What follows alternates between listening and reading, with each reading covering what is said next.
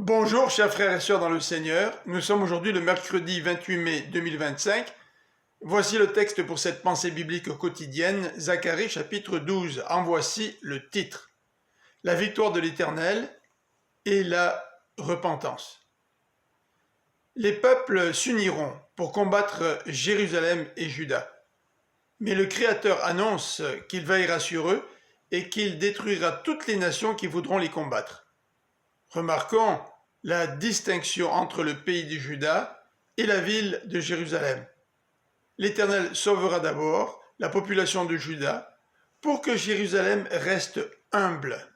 En Zacharie 11, verset 14, le prophète annonce une nouvelle division au sein du peuple de Dieu entre ceux qui accepteront le bon berger et ceux qui le rejetteront.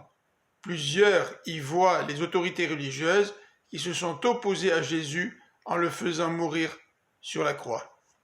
Au chapitre 12, la distinction entre Juda et Jérusalem pourrait annoncer les deux groupes qui recevront le salut.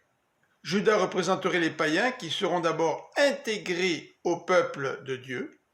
Jérusalem représenterait ensuite le salut des Juifs qui à leur tour viendront au Seigneur une fois que l'ensemble des non-juifs sera entré dans le peuple de Dieu. Comparez Romains chapitre 11, versets 25 et suivants. Remarquons que la famille de David et les habitants de Jérusalem vont tourner leur regard vers le Dieu qu'ils auront percé. L'évangile de Jean applique ce passage à Jésus-Christ en précisant que les événements qui ont entouré la mort du Christ ont accompli les Écritures. Voir Jean chapitre 19, versets 36 et 37, où Jean cite Zacharie chapitre 12, verset 10. Toute la famille de David et tout Jérusalem mèneront le deuil pour la mort de cet enfant unique qu'ils auront transpercé.